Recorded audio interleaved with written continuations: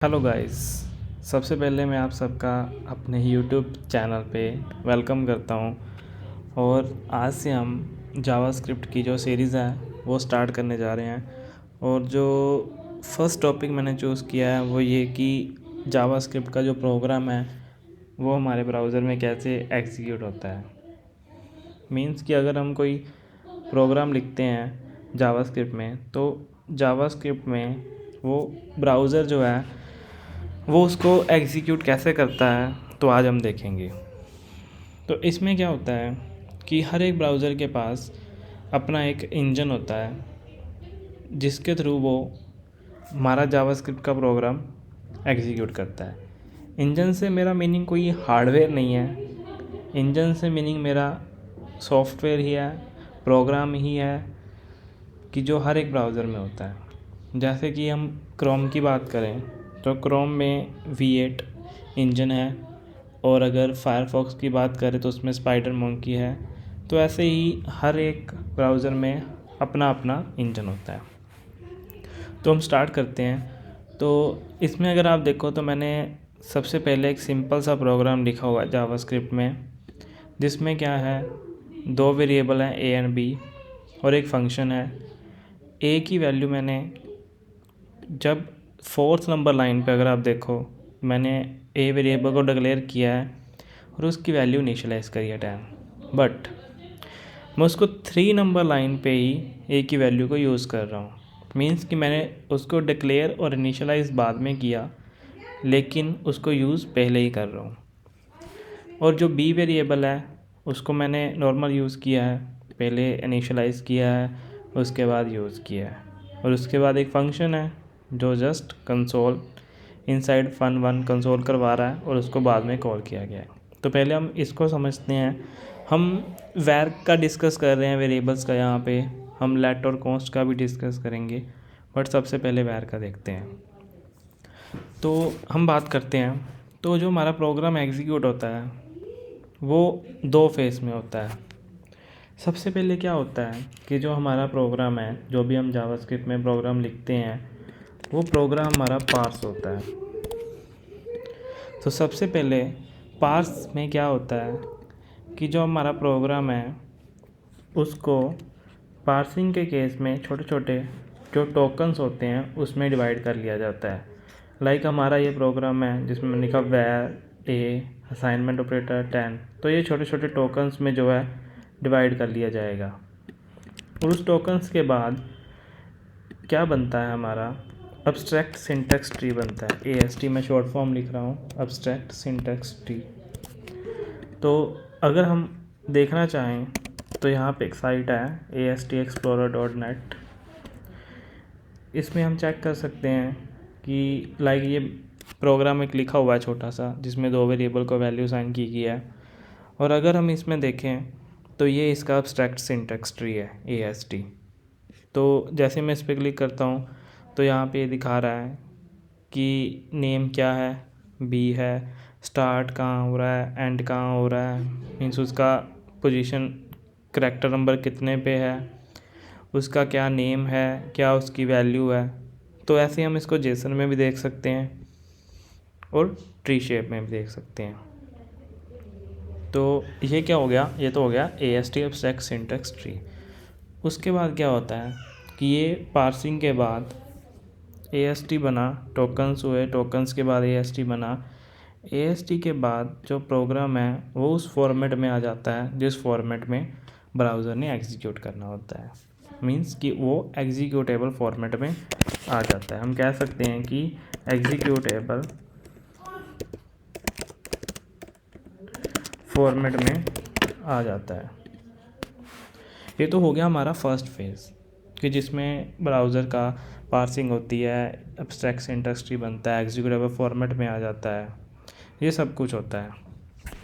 और इसके साथ साथ ही जो भी हमने वेरिएबल्स लिए होते हैं हमारे प्रोग्राम में, लाइक A B जो भी लिए हुए हैं, उनका स्कोप भी डिफ़ाइन हो जाता है। मीन्स वो किस स्कोप को बिलोंग कर रहे हैं। जैसे हम यहाँ पे देखें A और B जो हैं वो ग्लोबल स्कोप में है, मीन्स किसी फंक्शन के अंदर नहीं है। अगर किसी फंक्शन के अंदर होते, लाइक यहाँ पे मैं एक वेरिएबल लेता हूँ C, उसकी वैल्यू कर देता हूँ 90, तो ये सी वेरिएबल इस फंक्शन के अंडर है, मीन्स इसका स्कोप इस फंक्शन के अंडर है, लेकिन जो ये वेरिएबल हैं ये ग्लोबल स्कोप में है। तो जस्ट यहाँ पे जस्ट स्कोप डिफाइन होता है, ना कि यहाँ पे उनको कोई मेमोरी एलोकेट होती या कुछ और होता।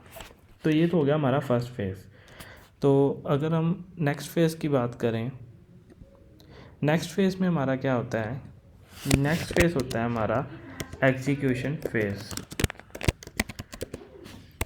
इसमें हमारा प्रोग्राम जो है एग्जीक्यूट होता है।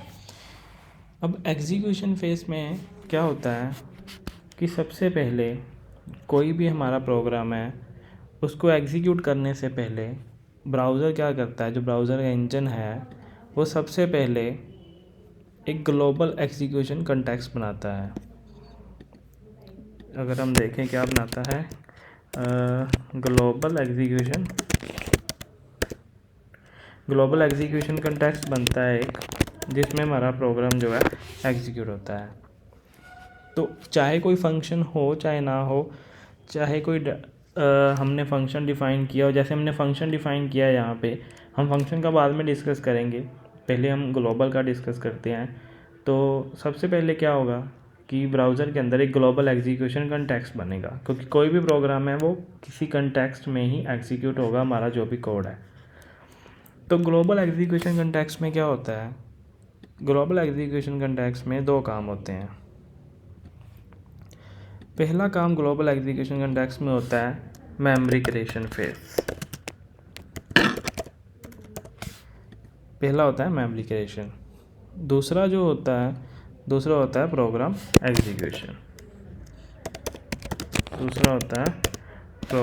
एग्जीक्यूशन।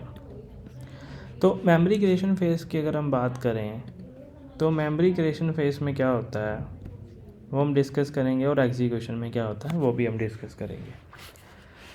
तो मेमोरी क्रिएशन में क्या होता है कि जो ये हमारा प्रोग्राम है, मैं इसको यहाँ रखता हूँ, इसमें जितने भी हमने वेरिएबल यूज़ किए हैं उन सबको मेमोरी एलोकेट होती है। लाइक इसमें अगर हम देखें एक ग्लोबल एग्जीक्यूशन कंटेक्स्ट है तो ये पूरे का है, इसमें हमने ए वेरिएबल लिया है, बी वेरिएबल लिया है और ये किया fun1 फंक्शन है। तो इन सबको यहाँ पे मेमोरी क्रिएशन फेज़ में मेमोरी एलोकेट होगी। तो इट मीन्स कि जो हमारा ए वेरिएबल होगा उसको यहाँ पे मेमोरी एलोकेट होगी, और जो हमारा बी होगा उसको भी यहाँ पे मेमोरी एलोकेट होगी, और एक बचा हमारा फंक्शन fun1, उसको भी यहाँ पे एलोकेशन होगी। अब बात यह है कि जब हमारा प्रोग्राम अभी एग्जीक्यूशन होना स्टार्ट भी नहीं हुआ था तब ये ग्लोबल एग्जीक्यूशन कंटेक्स्ट सबसे पहले बना था। मीन्स हमारे प्रोग्राम की एग्जीक्यूशन से पहले ही ये ग्लोबल एग्जीक्यूशन कंटेक्स्ट बन जाता है जिसमें हमारा प्रोग्राम एग्जीक्यूट होगा। तो अगर ये पहले बन जाता है तो इसमें ए की वैल्यू क्या होगी, बी की वैल्यू क्या होगी और fun1 की वैल्यू क्या होगी, क्योंकि हमारा प्रोग्राम तो लाइन बाय लाइन एग्जीक्यूट होता है। क्योंकि जावास्क्रिप्ट हमें पता है सिंक्रोनस है, वो क्या करती है कि लाइन बाय लाइन हमारा प्रोग्राम एग्जीक्यूट करती है। तो लाइन बाय लाइन करती है, इसका मीनिंग ये हुआ पहले थर्ड लाइन एग्जीक्यूट होगी, फिर फोर्थ एग्जीक्यूट, फिर 5 एंड ऐसे ही चलेगा। बट एग्जीक्यूशन तो अभी यहाँ पे होनी है, प्रोग्राम एग्जीक्यूशन फेज़ में, पर एग्जीक्यूशन से पहले ही उनको मेमोरी क्रिएशन फेज़ चल रहा है कि उनको मेमोरी एलोकेट हो रही है। तो इसमें ए, बी और fun1 की वैल्यू क्या होगी हमें मेन ये देखना है। तो इसमें क्या होता है, जितने भी हमारे जो वैर से डिक्लेयर होते हैं वेरिएबल, लाइक ए, बी, ये वैर से डिक्लेयर हैं, तो उनकी जो वैल्यूज़ होती हैं वो एक स्पेशल प्लेस होल्डर होता है, वो होता है अनडिफाइंड। तो इनकी वैल्यू जो वैर से होते हैं, तो ये हमारे जो वेरिएबल थे ए और बी दोनों, इसको हम कह सकते हैं कि ये वैर से थे डिक्लेयर।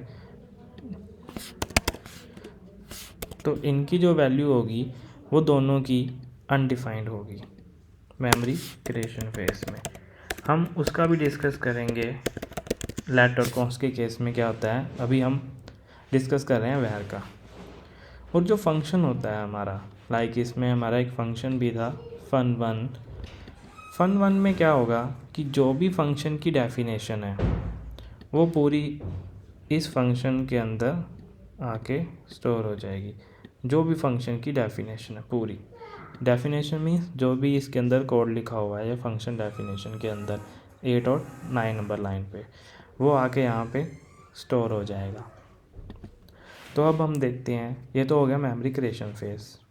अब हम डिस्कस करते हैं कि जब क्रिएशन के बाद यहाँ पे एग्जीक्यूशन स्टार्ट होगी, लाइक मेमोरी में अब program execute line by line start होगा, तो एग्जीक्यूशन के टाइम क्या होगा वो हम देखते हैं। तो सबसे पहले हम ये प्रोग्राम को उठा के वहीं ले जाते हैं, तो इजी रहेगा अंडरस्टैंड करना हमारे लिए। लाइक ये प्रोग्राम जो है हमारा यहाँ पे आ चुका है। तो ये हमारी फर्स्ट लाइन थी, ये हमारी सेकंड, थर्ड, फोर्थ, फिफ्थ, ये पूरी फिफ्थ है हमारी, एक फंक्शन है, और ये हमारी 6 लाइन थी। तो अब हम देखते हैं कि ये प्रोग्राम कैसे एग्जीक्यूट होगा। सबसे पहले जब हमारा प्रोग्राम फर्स्ट लाइन ये वाली कंसोल एग्जीक्यूट होगा, तो इसमें हमने ए की वैल्यू को कंसोल कराया हुआ है, और ए की वैल्यू अभी हमने इनिशियलाइज नहीं करी। तो मेमोरी क्रिएशन में जो ए था उसको अनडिफाइंड मिला हुआ था। तो अगर हम कंसोल की बात करें, अगर मान लो यहाँ पे हमारा कंसोल है, इसमें जो ए की वैल्यू होगी अगर हम उसको यूज़ कर रहे हैं, तो ए की वैल्यू यहाँ पे हमें क्या प्रिंट होगी, अनडिफाइंड। तो ए की वैल्यू हमें यहाँ पे अनडिफाइंड आने वाली है। आपको समझ आया कि ए की वैल्यू अनडिफाइंड क्यों आ रही है? क्योंकि हमने वेरिएबल को अभी तक कोई वैल्यू इनिशियलाइज़ नहीं करी, और जो डिफ़ॉल्ट वैल्यू है वही उसको इनिशियलाइज़ हो रही है अभी, जो उसको मेमोरी क्रिएशन के टाइम मिली थी। अब जब सेकंड लाइन पे जाएगा, तो सेकंड लाइन पे हमने कहा यहाँ program execute, first line execute हो चुकी है, अब सेकंड लाइन की बारी है। जैसे सेकंड लाइन एग्जीक्यूट हो रही है, तो हमने कहा कि ए की वैल्यू को 10 कर दो। तो यहाँ से अब अनडिफाइंड हट जाएगा। अब ए की जो वैल्यू है वो अनडिफाइंड नहीं 10 हो जाएगी।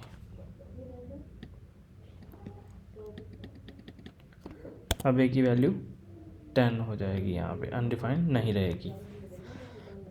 उसके बाद जब थर्ड लाइन एग्जीक्यूट होगी, तो उसमें हमने बी की वैल्यू को 20 किया हुआ है।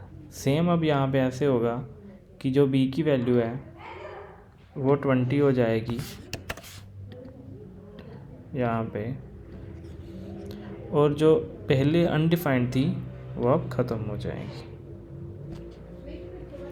उसके बाद कंसोल कराया हुआ हमने बी की वैल्यू को, सो बी की अब 20 हो चुकी है, क्योंकि बी की वैल्यू हमने पहले इनिशियलाइज़ करी है, बाद में हमने उसको यूज़ किया है।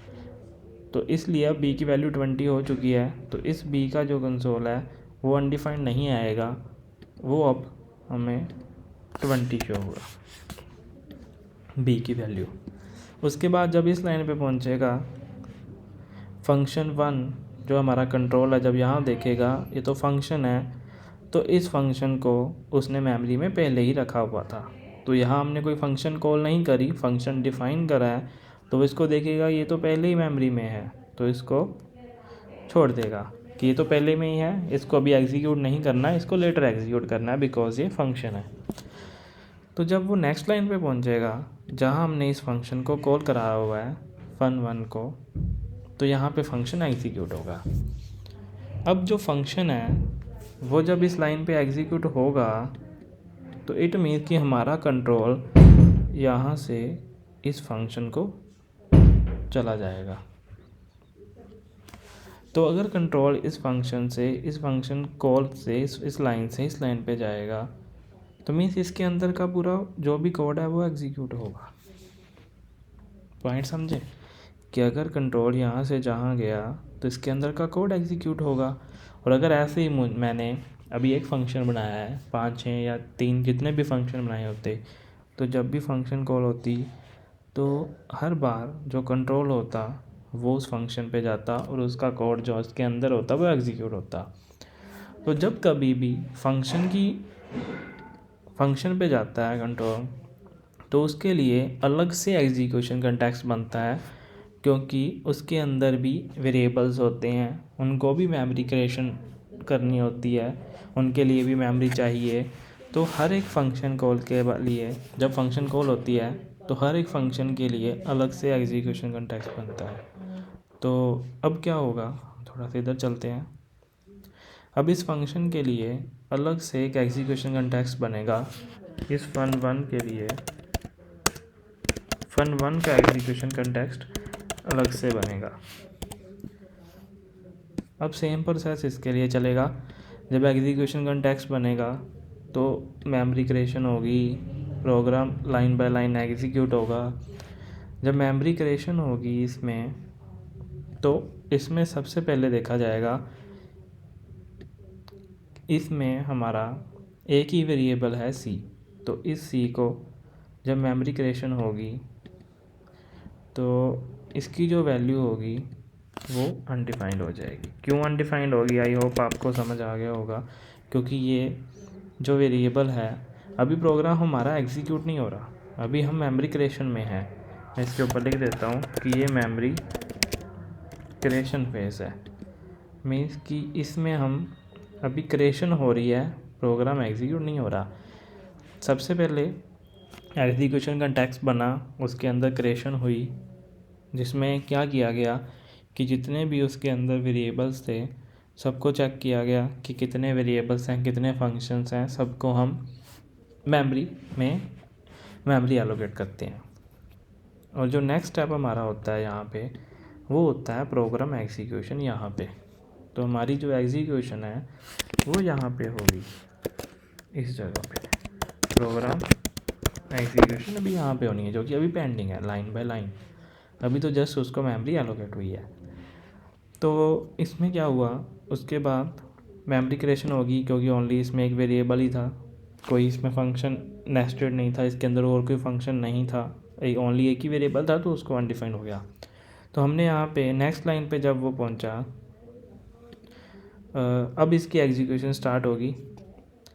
तो अब इसकी एग्जीक्यूशन में क्या होगा, लाइन बाय लाइन एग्जीक्यूशन होगी। सबसे पहले वो फर्स्ट लाइन पे आएगा, ये वाली पे एग्जीक्यूशन के टाइम, तो देखा जाएगा कि इसमें तो सी की वैल्यू 90 है, तो वो क्या करेगा, इस अनडिफाइंड को हटा देगा और इसकी वैल्यू अब 90 हो जाएगी,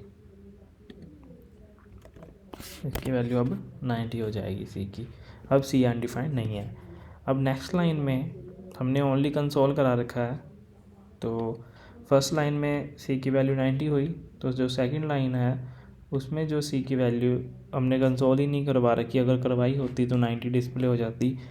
अब अगर नहीं करवाई तो ओनली जो कंसोल के अंदर है वो कंसोल हो जाएगा, और कंसोल यहाँ पे वो कंसोल हो जाएगा, और फिर कंट्रोल जो है वापस उसी जगह आ जाएगा जहाँ से हमारा कंट्रोल जो है शिफ्ट हुआ था उस फंक्शन के पास, और उसके बाद हमारा प्रोग्राम में कुछ भी नहीं है, तो एग्जीक्यूशन ख़त्म हो जाएगी।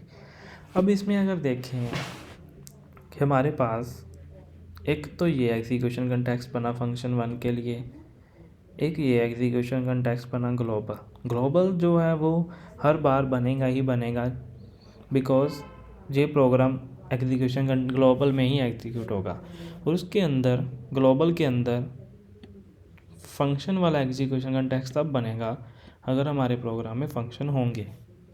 लेकिन अभी एक चीज़ ये है कि अगर हमारे प्रोग्राम में 4-5 फंक्शन होते या एक से ज़्यादा जितने भी होते या एक भी है, तो अब जो कंट्रोल है उसको कैसे पता लगेगा कि मैं कौन सा पहले एग्जीक्यूट करूं, कौन सा बाद में एग्जीक्यूट करूं। तो उन सब को मेंटेन करने के लिए हमारे पास होता है एक कॉल स्टैक।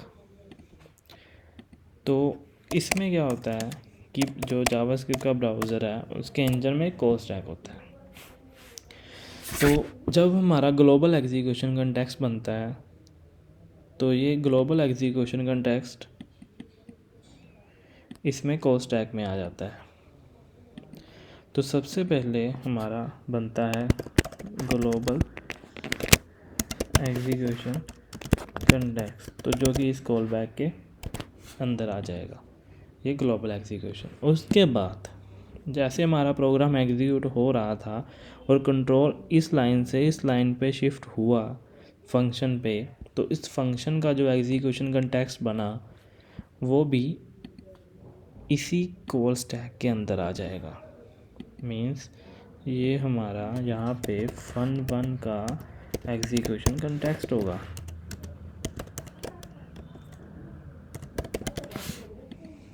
यहाँ पे हमारा fun1 का एग्जीक्यूशन कंटेक्स्ट होगा। ऐसे ही अगर और फंक्शंस होते, वो हम डिस्कस करेंगे अभी, अगर और भी फंक्शंस होते तो वो भी इसके ऊपर आ जाते। तो अब कॉल स्टैक का हमें पता है कि क्या रूल होता है, लास्ट इन फर्स्ट आउट होता है। इसमें क्या होता है, लिफो होता है लास्ट इन फर्स्ट आउट। तो इसमें क्या होगा कि जो आइटम लास्ट में आई है वो फर्स्ट में आउट होगी। इट मीन्स कि जब हमारा कंट्रोल यहाँ से इस fun1 ये ग्लोबल एग्जीक्यूशन कंटेक्स्ट से, मैं इसको हाईलाइट कर देता हूँ, इस ग्लोबल एग्जीक्यूशन कंटेक्स्ट से इस फंक्शन के अंदर गया तो उसी टाइम ये एग्जीक्यूशन कंटेक्स्ट क्रिएट हुआ और सबसे पहले इस फंक्शन का सारा कोड एग्जीक्यूट होगा, उसके बाद ही वो ग्लोबल के पास वापस आएगा कंट्रोल। तो इट मीन्स कि सबसे पहले ये सारा एग्जीक्यूट होगा और फिर कंट्रोल ग्लोबल के पास वापस आएगा। और अगर इसके अंदर एक fun2 और होता, इस फंक्शन के अंदर fun2 नाम का, तो कंट्रोल वहाँ शिफ्ट हो जाता अगर एक और फंक्शन होता। तो अभी सबसे पहले जब fun1 की एग्जीक्यूशन ख़त्म हो जाएगी तो क्या होगा, ये मेमोरी से निकल जाएगा। मीन्स कि ये मेमोरी में इसके जितने भी वेरिएबल्स थे वो क्लियर हो जाएंगे और ये कॉल स्टैक से भी डिलीट हो जाएगा। मीन्स यहाँ से ये पॉप हो जाएगा, हम ये कह सकते हैं, जब इसकी एग्जीक्यूशन ख़त्म हो जाएगी। उसके बाद फिर कंट्रोल जो है वो वापस इसके पास आ जाएगा, ग्लोबल के पास। जो कंट्रोल होगा हमारा वो वापस ग्लोबल के पास आ जाएगा और ग्लोबल के पास आने के बाद जो ग्लोबल में लाइंस और होंगी प्रोग्राम की वो एग्जीक्यूट होंगी। लेकिन अभी हमारे प्रोग्राम में कोई भी लाइन नहीं है आगे नेक्स्ट, अगर कुछ होता तो वो एग्जीक्यूट होता, अभी नहीं है तो अब क्या होगा, उसमें देखा जाएगा कि प्रोग्राम आगे ख़त्म हो चुका है। तो ये ग्लोबल भी जो है वो यहाँ से पॉप हो जाएगा। मीन्स अब हमारा कॉल स्टैक जो है वो खाली हो जाएगा, उसमें कोई भी एग्जीक्यूशन कंटेक्स्ट नहीं होगा। तो आई होप आपको ये समझ आया होगा कि ये कैसे प्रोग्राम की जो एग्जीक्यूशन है वो हमने यहाँ पे देखी। तो अभी हम जो हमने यहाँ आउटपुट लिखी हम चेक कर लेते हैं कि हमारे पास जो आउटपुट है वो क्या आती है कंसोल में। तो ये हमारा प्रोग्राम है, अगर हम इसको यहाँ पे एग्जीक्यूट करें तो देखो ए की वैल्यू अनडिफाइंड है। अभी हमने यहाँ पे यही डिस्कस किया था कि जो ए की वैल्यू होगी वो अनडिफाइंड होगी, क्यों इस रीज़न से होगी वो भी हमने देखा था कि मेमोरी एलोकेशन पहले ही हो जाती है प्रोग्राम एग्जीक्यूट से। अगर पहले हो जाती है, जो वैर से डिक्लेयर होते हैं उनको अनडिफाइंड मिल जाता है। तो हमारे ए और बी को अनडिफाइंड मिला था और जब तक हम उनको वैल्यू इनिशियलाइज कोई नहीं करेंगे वो अनडिफाइंड ही रहेंगे। तो हमने क्या किया हुआ है इस प्रोग्राम में, ए की वैल्यू को पहले ही कंसोल करवा दिया, उसको वैल्यू इनिशियलाइज करने से पहले। तो इसलिए ए की वैल्यू यहाँ पे क्या है, अनडिफाइंड। अगर मैं यहाँ बी भी कंसोल कराता, चलो पहले हम इसके आउटपुट देख लेते हैं फिर हम बी का भी देखते हैं। तो ए की वैल्यू अनडिफाइंड और बी का तो नॉर्मल केस ही था कि मैंने पहले इनिशियलाइज़ किया है और बाद में उसको यूज़ किया। अगर बाद में यूज़ किया तो वो चेंज हो गई होगी अनडिफाइंड से 20, because 5 line 5th number line पहले एग्जीक्यूट हुई है, 6 नंबर लाइन बाद में एग्जीक्यूट हुई है, उसके बाद हमारा फंक्शन कॉल हुआ है।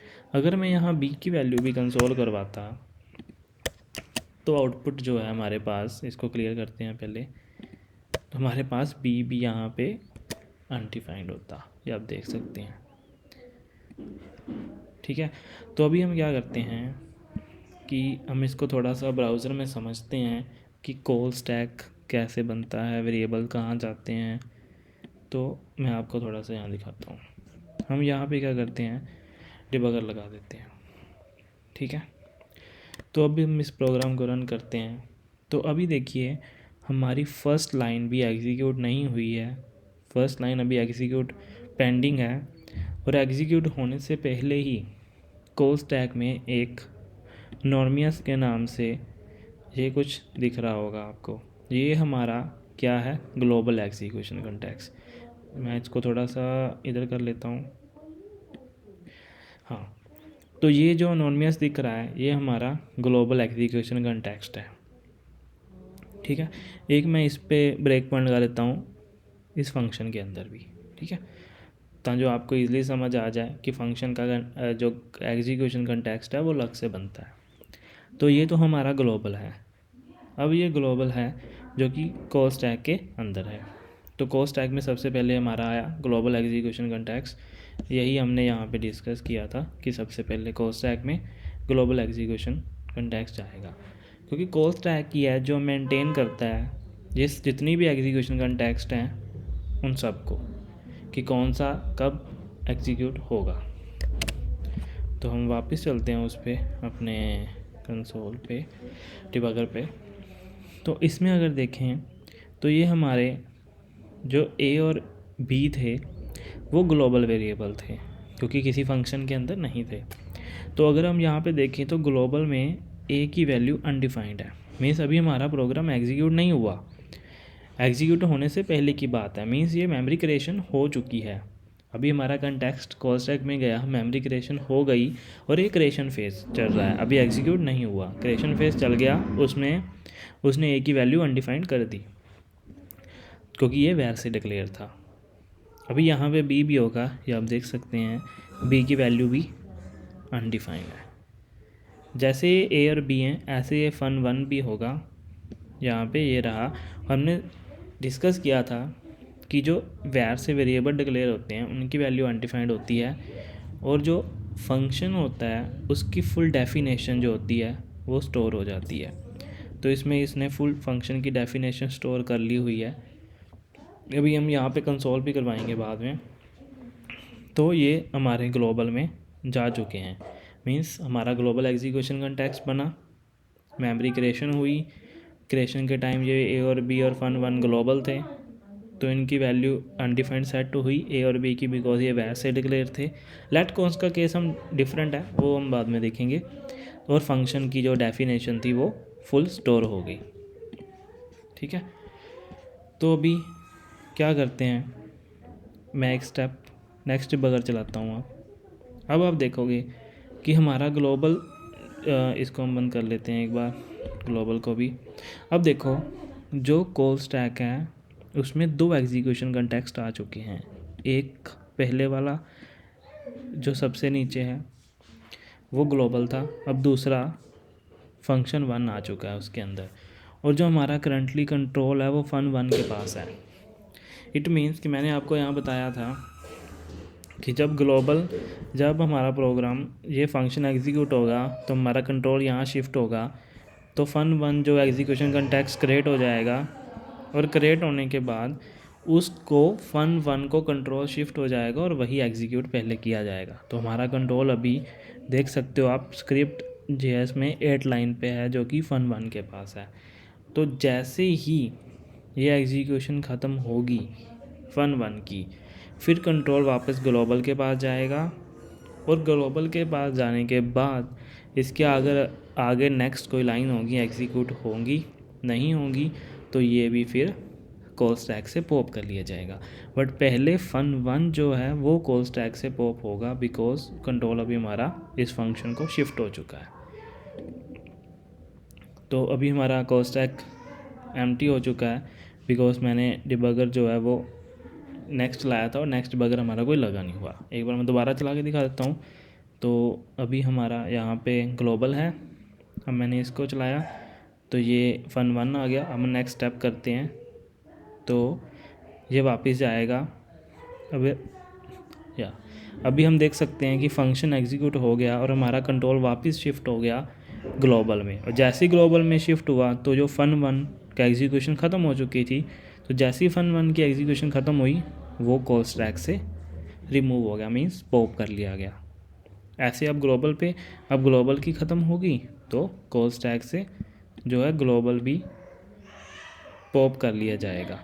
अभी कॉल स्टैक में कोई भी एग्जीक्यूशन कॉन्टेक्स्ट नहीं है।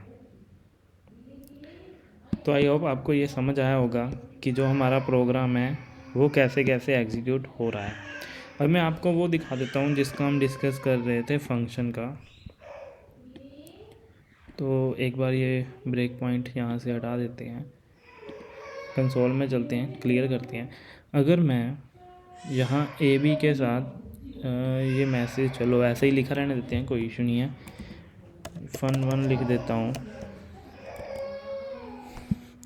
और इसको सेव करते हैं, यहाँ आके एग्जीक्यूट करते हैं। तो अब देखोगे ए की वैल्यू अनडिफाइंड है, मैसेज एक बार हमने रिमूव नहीं किया, वो वैसे का वैसे ही लिखा हुआ है, ठीक है। तो मैसेज का कोई इशू नहीं है। ए की वैल्यू अनडिफाइंड है क्योंकि पहले हमने ए को कंसोल कराया था, फिर हमने बी को करवाया था, तो बी की वैल्यू भी अनडिफाइंड है, और उसके बाद हमने fun1 को किया था। तो fun1 के अंदर हमने देखा था कि मेमोरी क्रिएशन के टाइम फंक्शन जो होता है उसकी पूरी डेफिनेशन उसके अंदर स्टोर हो जाती है। तो ये देखिए, इसकी पूरी डेफिनेशन इसके अंदर स्टोर है fun1 के पास। तो अगर मैं यहाँ पे फंक्शन को कॉल कर लेता, अगर मैं यहाँ पे फंक्शन को अब कॉल कर लेता हूँ, यहाँ से कॉल हटा देता हूँ, तो अगर हमारे पास फंक्शन की डेफिनेशन क्रिएशन के टाइम ही आ चुकी थी, तो इट मीन्स fun1 कॉल करने से जो उसके अंदर का कंसोल है वो प्रिंट हो जाना चाहिए। तो देखते हैं, लेट्स सी क्या होता है। हमने रिफ़्रेश किया, राइट। तो पहले ए की वैल्यू अनडिफाइंड है, बी की अनडिफाइंड है, और जैसे ही हमने फंक्शन को कॉल किया, फंक्शन के पास तो उसका फुल एक्सेस था कि उसके अंदर क्या है, तो उसने उसको एग्जीक्यूट कर दिया और हमें इनसाइड fun1 डिस्प्ले करवा दिया। अभी आपको समझ आ गया होगा कि वैर के केस में, फंक्शन के केस में क्या होता है जब हमारा प्रोग्राम एग्जीक्यूट होता है। अब हम डिस्कस करते हैं वैर की जगह अगर हमारे पास यहाँ पे जो ए वेरिएबल है वो लेट टाइप का होता। मैं यहाँ से मैसेज हटा देता हूँ, कन्फ्यूज़न ना रहे, और यहाँ से ये भी रिमूव कर देता हूँ। अब हमारे पास जो ए वेरिएबल है वो लेट टाइप का है, मीन्स कि अब हमारा वेरिएबल जो है वो वैर टाइप का नहीं है। अब इसको हम वहीं पे समझते हैं पहले कि क्या होगा। तो अगर सेम मेमोरी क्रिएशन फेस होगा, ग्लोबल एग्जीक्यूशन कॉन्टेक्स्ट बनेगा, मेमोरी क्रिएशन होगी, फिर उसके बाद लाइन बाय लाइन एग्जीक्यूशन होगी। तो जब मेमोरी क्रिएशन होगी तो जो ए वेरिएबल है अब वैर का नहीं रहा, अब ए वेरिएबल जो हमारा, ये ए वेरिएबल है हमारा जो अब ये वाला, ये ए वेरिएबल अब लेट टाइप का बन चुका है। किस टाइप का बन चुका है? लेट टाइप का। अगर ये लेट टाइप का है तो अब इसकी जो वैल्यू हो गई वो अनडिफाइंड नहीं होगी। वैर के केस में जो वैल्यू होती है मेमोरी क्रिएशन के टाइम वो अनडिफाइंड होती है, और लेट के केस में वो अनडिफाइंड नहीं होती, वो वैल्यू होती है अनइनिशियलाइज। वो वैल्यू होती है अनइनिशियलाइज, वो वैल्यू होती है अनइनिशियलाइज। आई थिंक स्पेलिंग रॉन्ग है, नो इश्यू स्पेलिंग का। तो वो वैल्यू होती है हमारी अनइनिशियलाइज।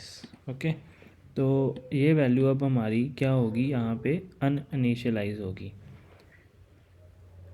तो अगर वैल्यू अनइनिशियलाइज है और हम यहाँ पे ए वेरिएबल को एक्सेस करने का कोशिश कर रहे हैं उसको वैल्यू दिए बिना, मतलब वैल्यू हमने दिया उसको 5 नंबर लाइन पे और हम एक्सेस कर रहे हैं उसको 3rd नंबर लाइन पे, तो इस केस में अब वैल्यू अनडिफाइंड तो रही नहीं। वैर के केस में क्या था कि एक स्पेशल प्लेस होल्डर था अनडिफाइंड जो कि वेरिएबल को मिला हुआ था।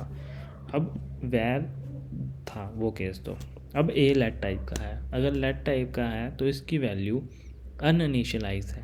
अनइनिशियलाइज मीन्स कि अभी तक उसको इनिशियलाइज नहीं किया गया।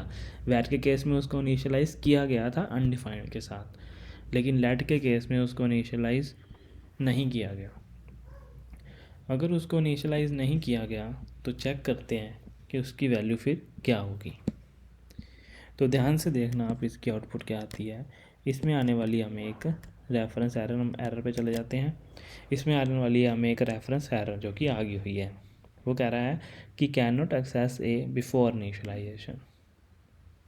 वही चीज़ है कि हमने ए को इनिशियलाइज किए बिना ही यूज़ कर रहे हैं, तो इसलिए जो ए की वैल्यू है वो हम यूज़ नहीं कर सकते। देखिए आपके सामने कह रहा है कि ए की वैल्यू हम इनिशियलाइज के पहले एक्सेस नहीं कर सकते। तो ये सेम केस ही लेट में होता है, कॉन्स्ट में होता है। जो लेट में केस है, लेट का तो हमने डिस्कस कर लिया, और सेम केस ही कॉन्स्ट में चलता है कि हम कॉन्स्ट का वेरिएबल बी कॉन्स्ट, अगर ये वेरिएबल ए लेट की जगह कॉन्स्ट टाइप का होता जो हमने लेट का लिया है, अगर ये कॉन्स्ट का भी होता स्लैश कॉन्स्ट, अगर ये कॉन्स्ट टाइप का भी होता तो भी इसकी वैल्यू अनइनिशियलाइज ही होनी थी। तो अनइनिशियलाइज होनी थी तो हम इसको भी पहले एक्सेस नहीं कर सकते। चेक कर लेते हैं। अभी हमारा कंसोल क्लियर कर लेते हैं। तो अभी हमने कॉन्स्ट ले लिया है, एग्जीक्यूट किया, तो आप देख सकते हो can not access a before initialisation means a आप इनिशियलाइज किए बिना एक्सेस नहीं कर सकते। मीन्स लेट और कॉन्स्ट का ये केस कहता है कि अगर आपके पास एक वेरिएबल है, जब आप उसको इनिशियलाइज कर दोगे तभी आप यूज़ कर सकते हो, उससे पहले आप उसको यूज़ नहीं कर सकते। अगर मैं ए कंसोल यहाँ से हटा के यहाँ लिखता तो ये बिल्कुल सही चलना था। अभी हम इन्फो में देखते हैं तो हमारे पास 10 और 20 आ रहा है। ये सही इसलिए चल रहा है क्योंकि हमने पहले उसको इनिशियलाइज कर दिया है ए को, और बाद में यूज़ कर रहे हैं। लेकिन पहले वाला जो केस था जो हमने देखा ये वाला, इसमें ए इनिशियलाइज बाद में हुआ है लेकिन यूज़ हम पहले कर रहे हैं, और क्रिएशन के टाइम उसको अनइनिशियलाइज मिला, मीन्स उसकी वैल्यू अनइनिशियलाइज है, इनिशियलाइज की ही नहीं गई, जबकि वैर के केस में उसको अनडिफाइंड इनिशियलाइज किया गया था। तो इसलिए हमारे पास इसका रेफरेंस एरर आ जाता है कि आपकी value can not access a before initialize. जैसे कि हमने फंक्शन का देखा कि फंक्शन के केस में फंक्शन की पूरी बॉडी जो होती है वो प्रोग्राम एग्जीक्यूशन से पहले ही जब मेमोरी क्रिएशन होती है तो वो स्टोर हो जाती है। तो इसलिए फंक्शन हमारा सही होता है। कॉल जब हम कॉल करते हैं तो आउटपुट सही आती है, जो कि वैर के केस में अनडिफाइंड, और हमने देखा लेट और कॉन्स्ट के केस में हमें रेफरेंस एरर आती है। बट आपको एक चीज़ बता दूं कि अगर फंक्शन हमारा नॉर्मल फंक्शन ना होके हम एरो फंक्शन बनाएं, या फिर फंक्शन किसी वेरिएबल को असाइन कर दें, लाइक हम इसका नाम ले लेते हैं fun1, और अगर हम ऐसे यूज़ करते हैं, ये कंसोल यहाँ से हटा देते हैं, इसका भी हम एक बार हटा देते हैं। अगर हम इसे ऐसे यूज़ करते हैं और फंक्शन को पहले हम कॉल करवा रहे हैं, डिफाइन बाद में है, लेकिन फंक्शन हमने एरो फंक्शन लिया और फंक्शन एक वेरिएबल को साइन है, तो जिस वेरिएबल को ये साइन होगा, अब आउटपुट देखो, अभी वो कह रहा है कि can not access function before initialization. Actual में वो फंक्शन नहीं है क्योंकि ये हमारा वेरिएबल बन चुका है, बिकॉज हमने कॉन्स्ट से लिया हुआ है। तो अगर हम फंक्शन को वेरिएबल में असाइन करते हैं, वो भी लेट कॉन्स्ट और वैर के साथ, तो अभी आप देखोगे इसकी वैल्यू, अभी वो कह रहा है नॉट अ फंक्शन, बिकॉज हम एज ए उसे फंक्शन कॉल कर रहे हैं, तो हमें इसे एज ए फंक्शन कॉल नहीं कर सकते क्योंकि अब ये हमारा फंक्शन नहीं है। मतलब कर सकते हैं लेकिन उसको डेक्लारेशन के डेफिनेशन से पहले नहीं कर सकते। अगर हम बाद में कॉल करेंगे तो ये सही चलेगा। अभी हम देखें तो इनसाइड F1 fun1 आ रहा है, लेकिन अगर हम पहले ट्राई करेंगे, जो कि हमने नॉर्मल फंक्शन के केस में देखा, आउटपुट सही आ रही थी, लेकिन अब हमारा फंक्शन वेरिएबल को साइन है, इसलिए अगर हम ट्राई करेंगे तो एज ए वेरिएबल ट्रीट होगा, फंक्शन ट्रीट नहीं होगा। तो अभी ये वैर से है, तो अगर हमने अभी देखा इसकी रेफरेंस एरर आ रही है, ओ सॉरी इसकी क्योंकि वैर से हो गया था, तो इसकी आ रही है कि fun1 is not a function. तो अगर मैं इसको अब कंसोल करवाऊँ और यहाँ पे लिखूँ fun1, तो आप देखो अभी वैर केस था इसलिए ये अनडिफाइंड है। और अगर यही लेट के साथ होता या कॉन्स्ट के साथ होता तो ये एरर देता reference error, cannot access function 1 before initialization. तो फंक्शन का केस भी चेंज हो जाता है अगर हम उसे वेरिएबल को असाइन कर देते हैं। लेट कॉन्स्ट और वैर का समझ लिया कि उनको मेमोरी में क्या कब एलोकेट होता है। तो हम लेट और कॉन्स्ट का थोड़ा सा और जानते हैं। लाइक मैं इसको थोड़ा सा मॉडिफाई कर देता हूँ। ये कंसोल हम नीचे रख देते हैं और यहाँ पे कंसोल में जस्ट हम एक स्ट्रिंग स्टार्ट डिस्प्ले करा देते हैं। तो अभी इसकी हम आउटपुट देखते हैं तो सही आ रही है, ठीक है।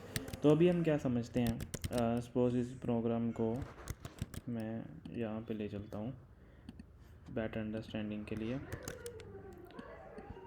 तो इसमें क्या होगा कि हमने ए वेरिएबल जो है वो कॉन्स्ट टाइप का लिया। अगर लेट का भी होता तो सेम केस चलेगा जो मैं अभी बताने जा रहा हूँ। तो इसमें क्या होगा कि जब मेमोरी क्रिएशन फेज चलेगा, हमने देखा था कि क्रिएशन में जो लेट और कॉन्स्ट के वेरिएबल होते हैं उनको अनइनिशियलाइज हो जाती है, मेमोरी एलोकेट हो जाती है, लेकिन उनकी वैल्यू जो है वो अनइनिशियलाइज होती है। सो जब इस केस में प्रोग्राम एग्जीक्यूशन से पहले हमारा जो ए वेरिएबल है वो अनइनिशियलाइज होगा। और जब इसको इस लाइन पे, ये फर्स्ट लाइन है, ये सेकंड, ये थर्ड, सो इस थर्ड लाइन जब एग्जीक्यूट हो रही होगी, ये हमारी ये थर्ड नंबर प्रोग्राम जब एग्जीक्यूट हो रहा होगा तो कंट्रोल हमारा इस लाइन पे पहुंचेगा, थर्ड लाइन पे। तो इसको जो है वो 10 वैल्यू इनिशियलाइज हो जाएगी मेमोरी में। सो जो हम कह सकते हैं कि जो अनइनिशियलाइज से, सपोज हम यहाँ थोड़ा सा बनाते हैं, जो हमारा पहले अनइनिशियलाइज था, तो अनइनिशियलाइज से जो इनिशियलाइज तक का जोन है, लाइक पहले अनइनिशियलाइज थी वैल्यू और उसके बाद फिर इनिशियलाइज हुई, तो जो ये हमारा जोन होगा इनिशियलाइज से अनइनिशियलाइज तक का, कि जब उसको वैल्यू इनिशियलाइज हुई उसको कहते हैं T D Z. T D Z का मीनिंग है टेम्पोरल डेड जोन। सो आप आई होप आपको समझ आया होगा कि टेम्पोरल डेड जोन क्या है। कि अनइनिशियलाइज से जब तक इनिशियलाइज हो रही है उसके बीच का जो जोन है, जो गैप है, जब तक उसको इनिशियलाइज नहीं हुई वो अनइनिशियलाइज ही पड़ा है। और जब इनिशियलाइज हो जाती है और जो बीच का गैप है, जो जोन है, उसको कहते हैं टेम्पोरल डेड जोन। और ये सिर्फ लेट और कॉन्स्ट के केस में ही होता है। मैं आपको बता दूं, ये जो चीज़ हम जिस चीज़ की बात कर रहे हैं ये ओनली लेट और कॉन्स्ट के केस में ही होती है। क्यों होती है, हमने पहले ही डिस्कस किया कि जो वैर से डिक्लेयर वेरिएबल होते हैं उनको तो ऑलरेडी मेमोरी में वैल्यू मिल जाती है अनडिफाइंड, वो अनइनिशियलाइज नहीं होते और ना ही वो रेफरेंस एरर देते हैं।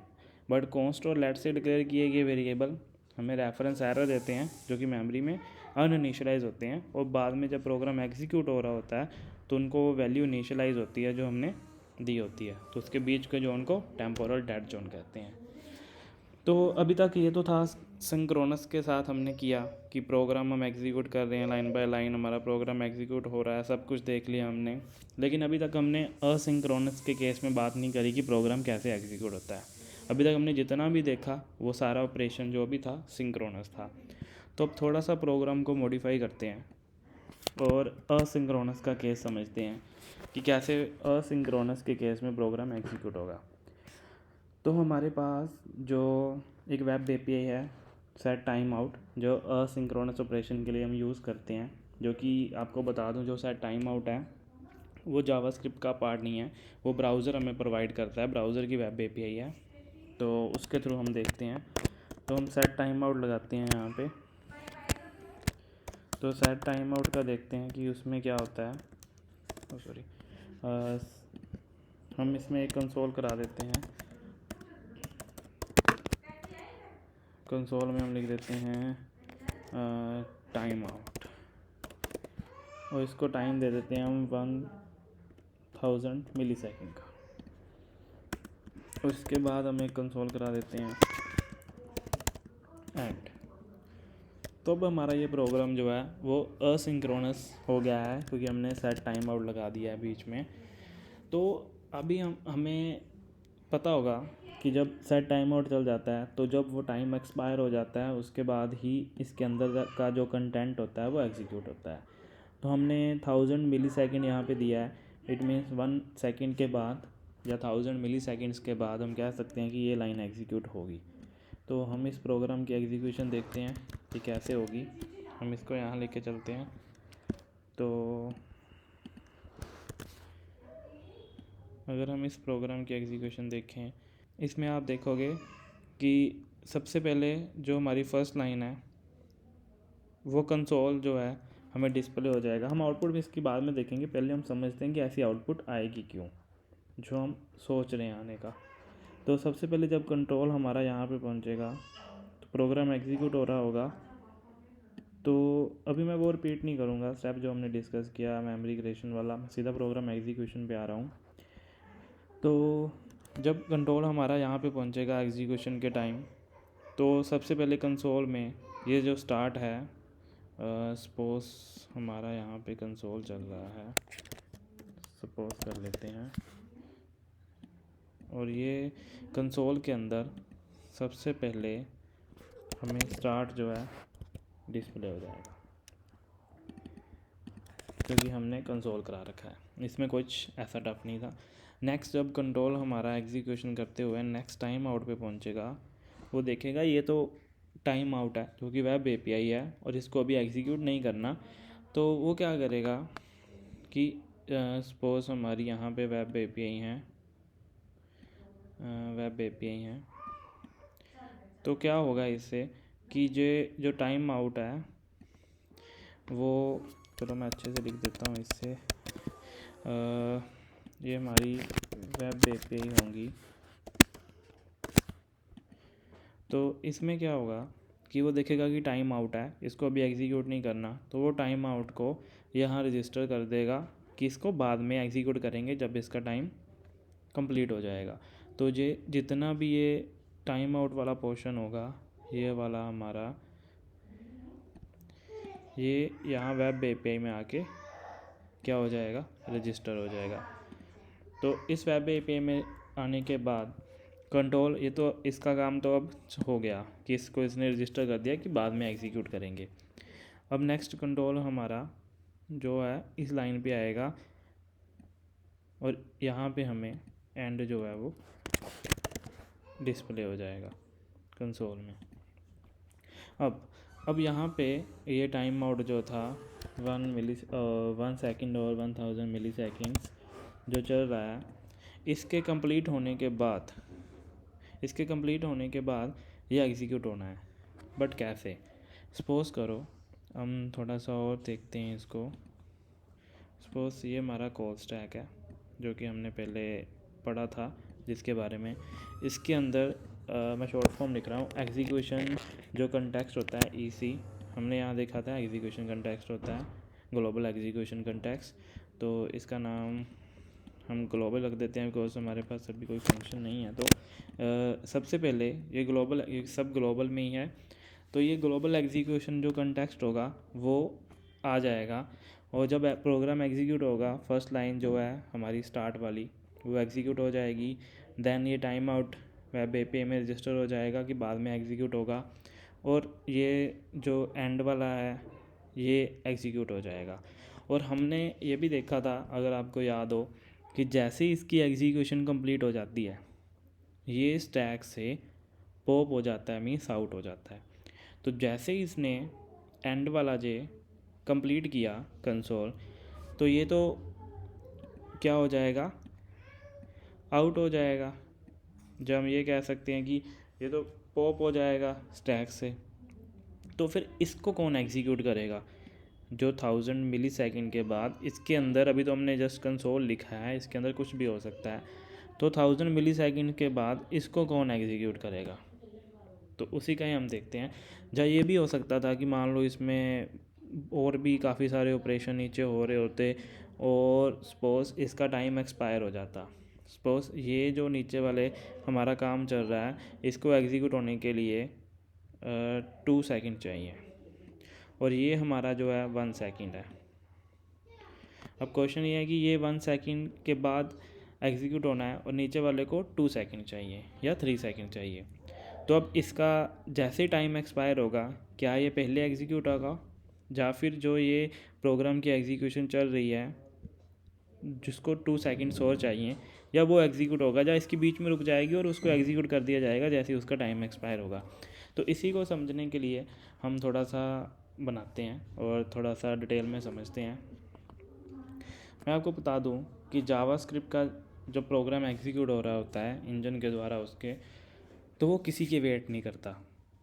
चाहे किसी का टाइम एक्सपायर हो चुका है, टाइम कंप्लीट हो चुका है, वो किसी की वेट नहीं करता, वो अपना प्रोग्राम एग्जीक्यूट कंटिन्यूस करता रहता है। तो अभी आपको शायद आइडिया लग गया होगा कि पहले क्या एग्जीक्यूट होगा, फिर भी हम डिटेल में जाते हैं। तो सबसे पहले ये ग्लोबल एग्जीक्यूशन कंटेक्स्ट आया, हमने देख लिया, इसने स्टार्ट को कंसोल कर दिया, एंड को भी कर दिया और इसको रजिस्टर कर दिया और नेक्स्ट ये चल रहे हैं। तो क्या होगा, हमारे पास एक क्यू होता है जिसको हम कहते हैं कॉल बैक क्यू और इसको हम टास्क क्यू भी कहते हैं, तो अभी क्या होगा कि जैसे ही ये वेब एपीआई जो है ये कंप्लीट होगी, मतलब इसका टाइम जब जो है 1 सेकंड कंप्लीट हो जाएगा, तो ये इस क्यू में आके लग जाएगी। लाइक ये हमारे पास क्यू बना हुआ है, तो ये इस क्यू में आ जाएगा। तो मान लो मैं इसको नाम दे देता हूँ 1 का, सपोज 1 मान लेते हैं। तो ये जैसे ही 1 सेकंड इसका कंप्लीट हुआ तो ये इस क्यू में आ जाएगा और इसको एग्जीक्यूट होने के लिए ये कॉल स्टैक में जाना ज़रूरी है। अगर ये कॉल स्टैक में नहीं जाएगा तो ये एग्जीक्यूट नहीं होगा। अब पहले हम देखते हैं, तो इसमें क्या होगा, स्टार्ट कंसोल हुआ, ये वेब एपीआई में चला गया, एंड हो गया, इसके आगे जो भी होगा, चाहे इसके आगे 50,000 स्टेटमेंट भी हों, जितनी भी हों, जितना मर्जी उसको टाइम लगना हो, पहले वहीं एग्जीक्यूट होंगी, ये वाला एग्जीक्यूट नहीं होगा चाहे इसका टाइम कंप्लीट हो भी गया हो, क्योंकि ये एक डिफरेंट क्यू में जाता है। अगर प्रोग्राम एग्जीक्यूट हो रहा है और स्टैक में ग्लोबल एग्जीक्यूशन कंटेक्स्ट है और जब तक ये कंटेक्स्ट आउट नहीं हो जाता तब तक इस कॉल बैक क्यू से डाटा नहीं लिया जाएगा, ऑपरेशन कोई भी नहीं लिया जाएगा एग्जीक्यूट होने के लिए। पहले ये सारा कंप्लीट होगा, जितना भी ये ऑपरेशन होगा इसके और आगे जितना मर्जी टाइम उसको लगे, उसके बाद ये आउट होगा। जब ये कॉल स्टैक एम्प्टी हो जाएगा उसके बाद ही इस कॉल बैक क्यू, या हम कह सकते हैं टास्क क्यू से, जो ये वेब एपीआई का टास्क था जिसके अंदर जस्ट कंसोल था टाइम आउट वाला, जो वो पिक किया जाएगा एग्जीक्यूट करवाने के लिए। अब सपोज करते हैं कि ये हमारा ग्लोबल एग्जीक्यूशन कंटेक्स्ट जो है पॉप हो गया। सपोज उसके आगे जितना भी था, चाहे जितनी भी लाइन थी, जितना भी टाइम लगना था, इसके बाद वो एग्जीक्यूट हो गया और ये ग्लोबल एग्जीक्यूशन कंटेक्स्ट जो है वो आउट हो गया, मीन्स पॉप हो गया कॉल स्टैक से। अब ये तो पॉप हो गया, लेकिन जो ये टाइम आउट वाला यहाँ गया, T1 इसका नाम लेते हैं, टाइम आउट वाला जो गया कॉल बैक से, अब ये कॉल स्टैक के अंदर कैसे जाएगा। इसको थोड़ा सा मैं ऐसे बना देता हूँ और चलो ऐसे रहने देते हैं इसको। तो ये पॉप हो गया, तो अब ये कैसे जाएगा, तो इन सब के बीच में होता है एक इवेंट लूप।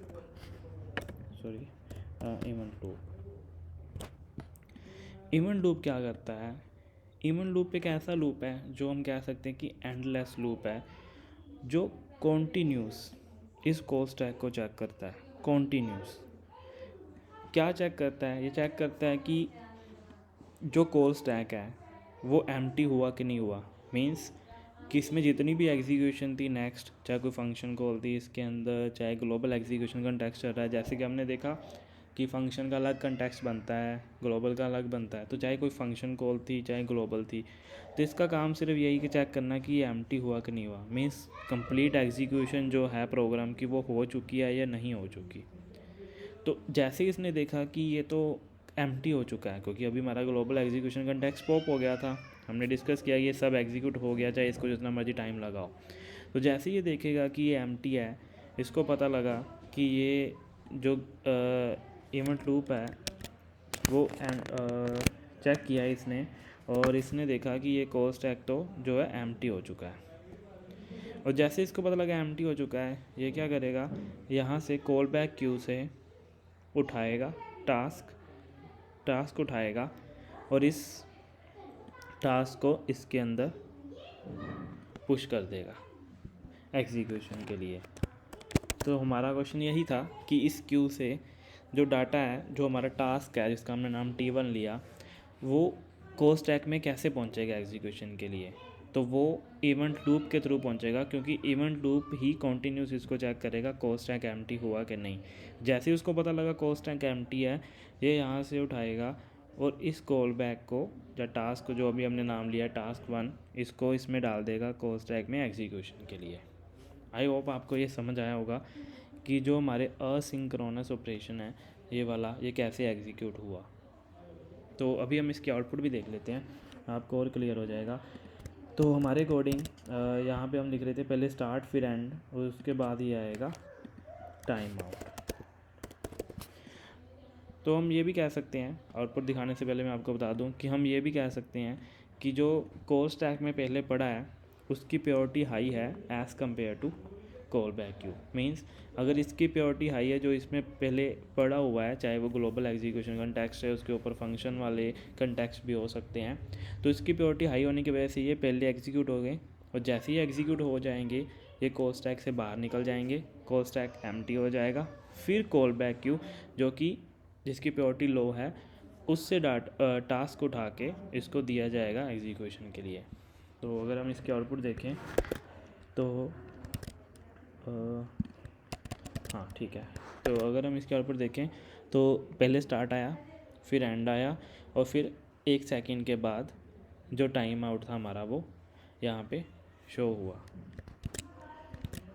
तो मैं आपको एक चीज़ और बता दूँ, चाहे मैं टाइम यहाँ पे 1000 की जगह 0 भी कर दूँ, अब आप सोचोगे कि यहाँ पे तो टाइम 0 है तो ये सीधे एग्जीक्यूट हो जाना चाहिए, स्टार्ट टाइम और एंड आउटपुट ऐसे आनी चाहिए। अगर आप ये सोच रहे हो कि यहाँ पे 0 है तो आउटपुट ये आनी चाहिए, पहले स्टार्ट आए, फिर टाइम आउट आए,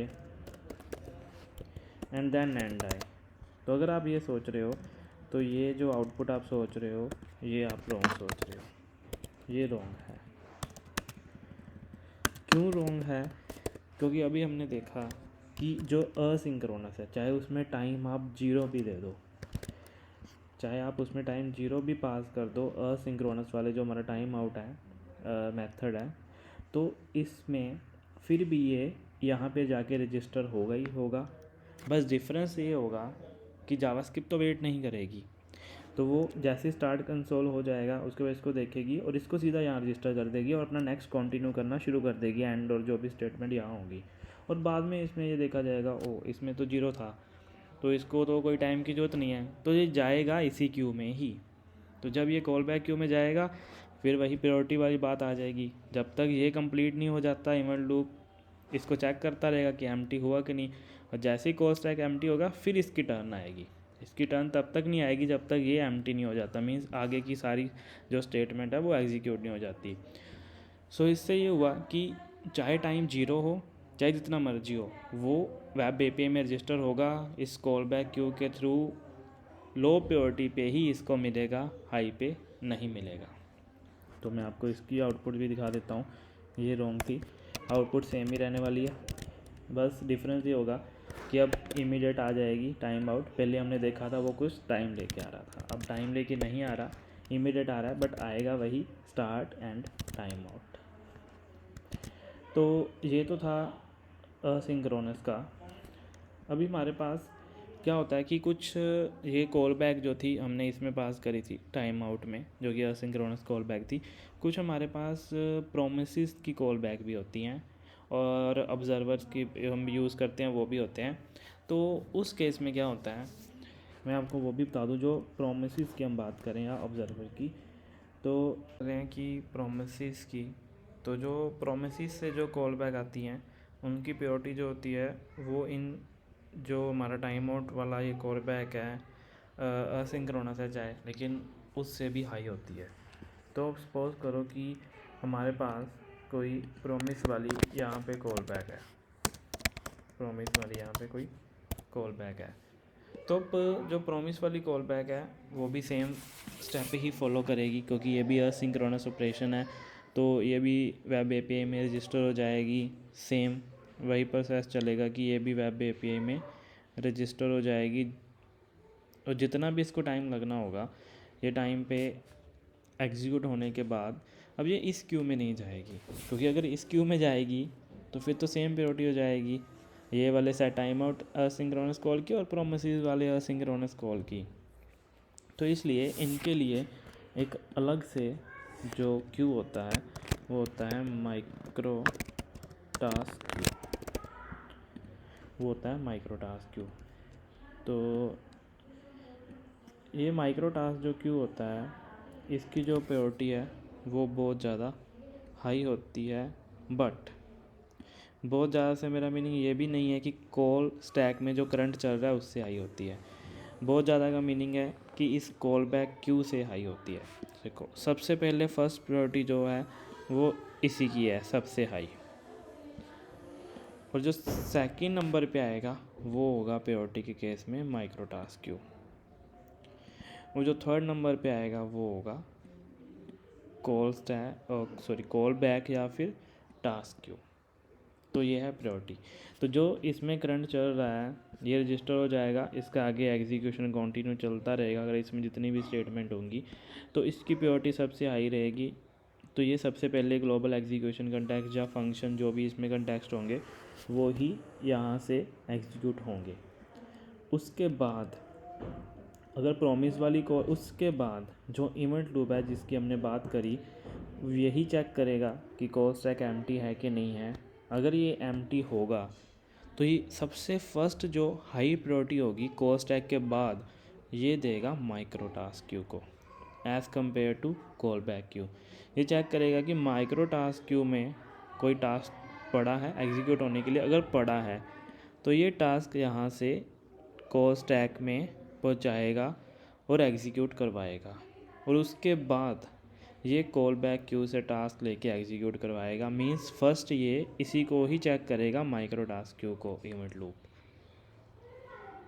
जब कॉल स्टैक एम्प्टी होगा तो ये एग्जीक्यूट करवा देगा और उसके बाद ये कॉल बैक से कराएगा। सपोज़ यहाँ पे M1 होता है एक माइक्रो टास्क क्यू में और यहाँ T1 है और ग्लोबल एग्जीक्यूशन कंटेक्स्ट यहाँ चल रहा है। तो सबसे पहले ग्लोबल एग्जीक्यूशन कंटेक्स्ट रन होगा।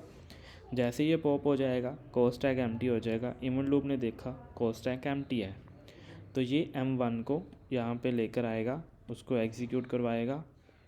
और जब इसकी एग्जीक्यूशन ख़त्म हो जाएगी, ये पॉप हो जाएगा M1, उसके बाद ये T1 को लेकर आएगा एग्जीक्यूशन के लिए। जब M1 की एग्जीक्यूशन ख़त्म होगी, ये पॉप हो गया, उसके बाद यहाँ T1 आएगा। मैं यहाँ से रेज़ नहीं कर रहा, मैं यहाँ से बस क्रॉस करके पॉप कर रहा हूँ। इसका मीनिंग ये नहीं है कि ये पड़े हैं, इसका मीनिंग ये पॉप हो चुके हैं। और फिर ये T1 को कराएगा और जब T1 पॉप हो जाएगा तो फिर हमारा प्रोग्राम ख़त्म हो जाएगा, एग्जीक्यूशन ख़त्म हो जाएगी। अगर सपोज़ करो यहाँ पे M1 है, M2 भी होता, M3 भी होता, M4 भी होता, ऐसे और भी बहुत होते, ठीक है। तो यहाँ पे एक ही है चाहे, तो ये फिर भी पहले M1 को एग्जीक्यूट कराएगा, फिर M2 को। अगर वो क्यू में है तो अभी हमने देखा है सभी क्यू में हैं, तो ये पहले M1 एग्जीक्यूट होगा, उसकी एग्जीक्यूशन ख़त्म होगी, फिर M2 होगा। पर M1 से पहले ये मत भूलना, याद रखना कि कॉल स्टैक की प्रायोरिटी हाई है, उसमें जो करंट चल रहा है। कॉल स्टैक की प्रायोरिटी हाई का मीनिंग उसमें जो करंट एग्जीक्यूशन चल रही है, जो करंट एग्जीक्यूशन चल रही है वो पहले ख़त्म होगी, ग्लोबल एग्जीक्यूशन कंटेक्स्ट जो भी चल रहा होगा। उसके बाद ये M1, M2, M3 ऐसे सीरीज़ में एग्जीक्यूट होंगे उसके बाद कॉल बैक क्यू से T1 T2 जो भी हमारे टास्क होंगे वो एग्जीक्यूट होंगे। सपोज करो कि माइक्रो टास्क क्यू में जो है वो ऐसे चल रहा है कि M1 फिर M2 फिर M3 फिर M4 ऐसे कॉन्टीन्यूसली चले जा रहे हैं। माइक्रो टास्क क्यू जो है काफ़ी आगे के आगे इसमें और बनी जा रहे हैं क्यू में, और ये एग्जीक्यूट हो रहे हैं, फिर और बन रहे हैं और एग्जीक्यूट हो रहे हैं। इसकी जो है टर्न ही नहीं आ रही कॉल बैक क्यू की एग्जीक्यूशन होने के लिए, क्योंकि इसकी प्रायोरिटी लो है तो उसकी हाई है, तो पहले यही होंगे। तो इससे क्या हो रहा है कि माइक्रो टास्क क्यू के एग्जीक्यूट हो रहे हैं, लेकिन इसमें चाहे एक ही पड़ा है लेकिन फिर भी इसकी टर्न आ ही नहीं रही। ये वेट ही करी जा रहा है कॉल बैक क्यू कि मेरी टर्न आए, मेरे में जो टास्क पड़े हैं क्यू में वो एग्जीक्यूट हो, लेकिन माइक्रो टास्क की प्रायोरिटी हाई होने की वजह से और इसमें काफ़ी सारे जो टास्क हैं वो आगे आगे बन रहे हैं और क्यू में, उनकी वजह से इसकी टर्न आ ही नहीं रही। तो उस सिचुएशन को हम कहते हैं स्टारवेशन। स्टारवेशन तो स्टारवेशन क्या हुई कि कॉल बैक क्यू वेट कर रहा है कि उसकी टर्न कब आएगी, because of micro task Q में जो है काफ़ी सारे टास्क पड़े हैं और वो आगे आगे और टास्क बन रहे हैं, तो उसकी टर्न आ ही नहीं रही कॉल बैक क्यू में जो टास्क पड़े हैं उनकी, तो वो वेट पे वेट ही करी जा रहा है, तो उस चीज़ को कहते हैं स्टारवेशन। तो यहाँ पे हमारे जो फर्स्ट हमारा था कंसेप्ट कि हमारा प्रोग्राम कैसे एग्जीक्यूट होता है, वो यहीं पे ये एंड होता है। आगे हम और भी चीज़ें देखेंगे इसमें। तो ये समझ आया होगा जो भी हमने सीखा, कोड स्टैक क्या होता है, माइक्रो टास्क क्यू क्या होती है, कॉल बैक क्यू क्या होती है और कैसे इस प्रोग्राम को एग्जीक्यूट होता है। अगर आपका कोई भी डाउट है तो आप मुझे कमेंट कर सकते हैं। कमेंट में मैं आपको पूरा ट्राई करूँगा रिप्लाई करने का। जो भी आपका क्वेश्चन होगा उसके अगेंस्ट जो भी आपका मैं रिप्लाई करूँगा। So thanks for watching.